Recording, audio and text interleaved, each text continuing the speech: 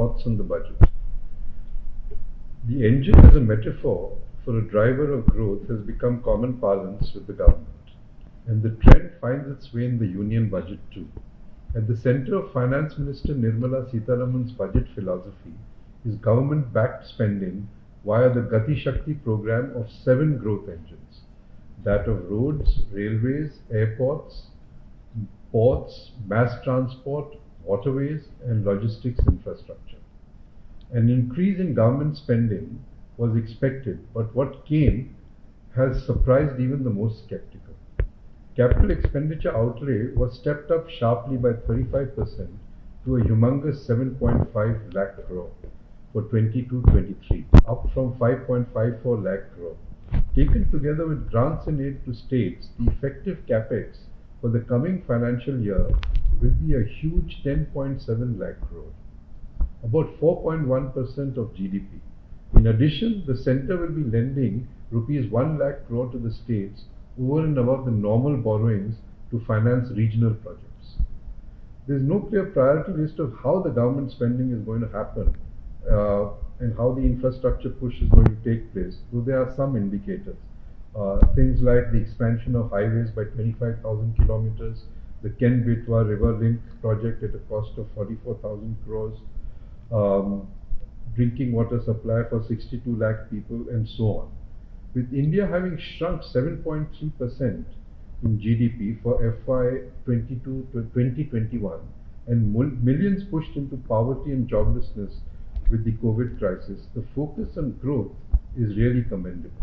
However, employment generation and rural jobs in particular do not find any importance they deserve. There is an oblique reference that the Atmanirbhar Bharat program will generate 60 lakh new jobs over the next 5 years. But the lack of detailing shows the employment generation has been treated more as a spin-off effect rather than an area that needs conscious planning and deployment. I'll read you the All India Kisan Sabha statement on the subject. It's very interesting because these were the people who were backing the demand of the farmers, and they had taken up the issue strongly.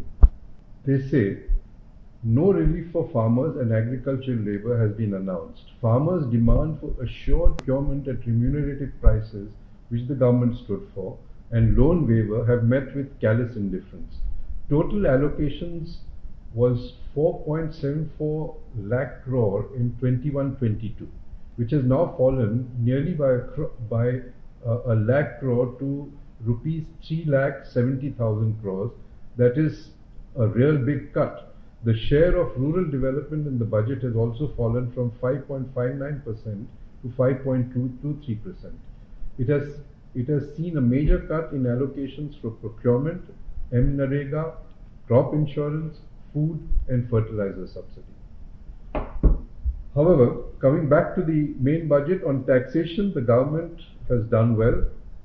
The government has rightly indicated that since things are on the mend, why bend them? In other words, it has preferred to do nothing at all. The FM indicated that for January this year, the government's GST collections touched a record rupees 1.41 lakh crore. Income tax revenue has gone up 48%. In this scenario, it makes sense to keep the income tax rates for all categories unchanged. However, in a first, it has allowed taxpayers to file updated IT returns within 2 years or when it is due and pay tax for income that has been overlooked. This will help bring down conflict and litigation. The government's total expenditure will increase 4.8% to 39.5 lakh crore at the expense of a fairly high fiscal deficit of 6.9%. For the next year, it will fall marginally to 6.4%.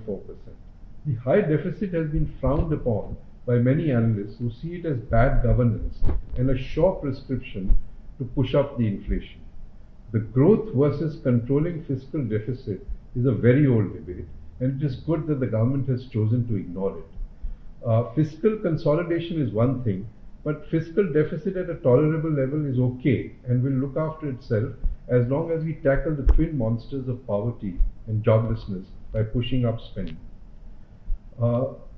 As a last, we see the performance part. The government has won accolades for growth-oriented budget, but as many have pointed out, the implementation is going to be key. If the government waits for the last quarter of the next fiscal to begin spending, there will be no gain. Beyond implementation, the major disappointment the government's focus on is over the boosting of supply side over demand without balancing the needs of industry and the needs of the individual. The consumer, the man on the street, has made huge sacrifices over the last 2 years, and he deserves some relief in better health support, cheaper food and oil prices, and a lower tax burden. The government has been applauding itself for the big GST collections, but doesn't that translate to higher burden for the common man?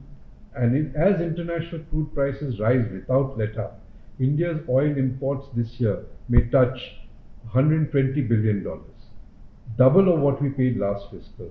All those huge tax revenues that we have collected may be wiped out, and there could be an increase in prices across the board. Growth and spending for sure has a trickle-down effect over time. That's what the government wants. But a union budget is all about giving relief here and now. Thank you very much.